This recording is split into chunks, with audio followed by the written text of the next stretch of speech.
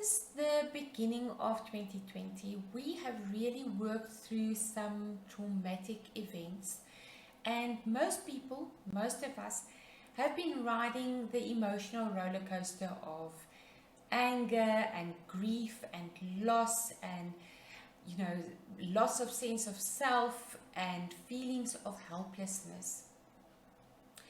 And at times we really feel as if we are unsafe and unheard in this new normal. So that is why it's so important that we learn how to hold space for a friend or a colleague, a family member that really needs help and need you to just be there for them. But what does it mean to hold space for someone? Well, that is literally what it says. You are holding a space in time for this person to really just express what they are feeling, to just be with this person and listen and care for them and just give your presence as a present. And yes, I've heard so many people say, I want to help someone. I really, my heart goes out to that person, but I'm scared when they talk to me because I don't know what to say. I don't know what to do. So I want to go through a few things that might help you to really hold space for someone else. The first thing and the most important thing that you can do is to really practice active listening. Now this means that you listen not only to hear what the person is saying, but to really understand. So your whole intention is to understand with your heart, not just listen with your ears. And then to not try to fix it. We have a natural instinct. The moment we see someone in pain, we want to jump in with advice. We want, to tell them what to do. And it's usually things that help us and that we find helpful and comforting. It might not be what that person needs to heal. So resist that problem-solving urge that you have and rather just focus on listening with intent and being fully present. Also, you don't need to control the situation in any way. Your role is to be an observer and to be a listener. So you don't have to control the conversation or steer it in a direction that you think it should go.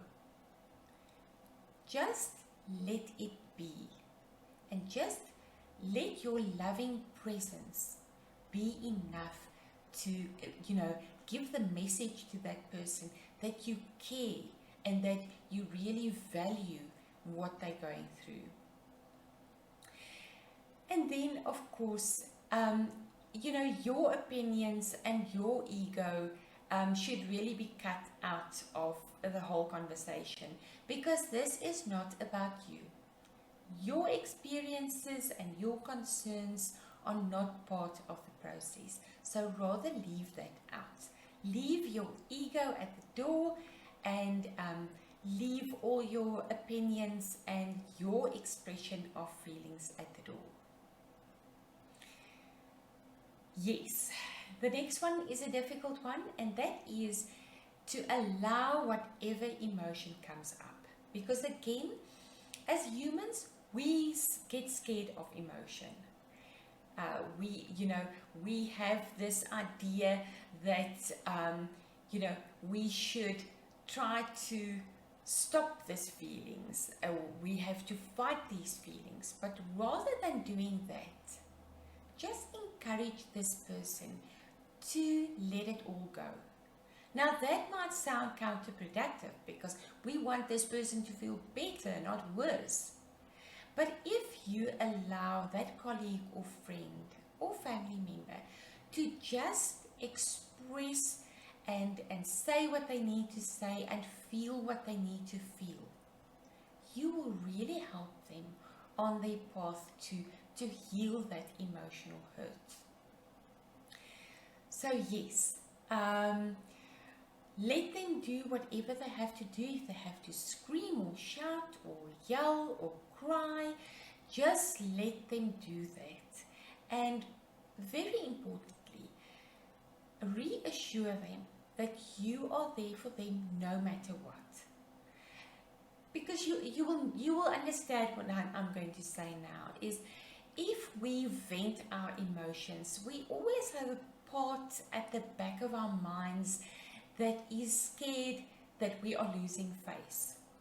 No one likes to lose face. So give that person the reassurance that no matter what, you still have positive regard for them, and that you are staying with them and being fully present with them no matter what. And you can really intentionally say this and verbalize this. Every now and again in the conversation, you can say, I'm with you, I'm here to listen, or whatever phrase or variation you want to do. And then at the end of your session, when you sense and hear and observe that this person has, ridden the wave of emotion, that they all emotioned out, then you can just reassure them and reaffirm them that you believe in their capabilities of healing, of, you believe their inner wisdom to heal themselves, and that you really trust that they have resilience to overcome whatever is going on in their lives. Now, holding space is not a difficult process, but it does require some practice, and that you have an open heart and an open mind. So next time a friend comes to you, or a colleague or a family member, remember these tips and put it into practice. Also, remember to replenish your own physical and emotional energy with a self-nurturing activity. And that can be like taking a hot bath, or going for a walk, or reading a book, or praying, or meditating. Anything that can really help you to get your own energy back. Because holding space and being fully present and really having a loving presence, it does take emotional and physical energy. Now, I have linked the loving kindness meditation in the link below that you can use for yourself, or you can give it to your friend or colleague to use. Until we chat again, please keep safe and keep well.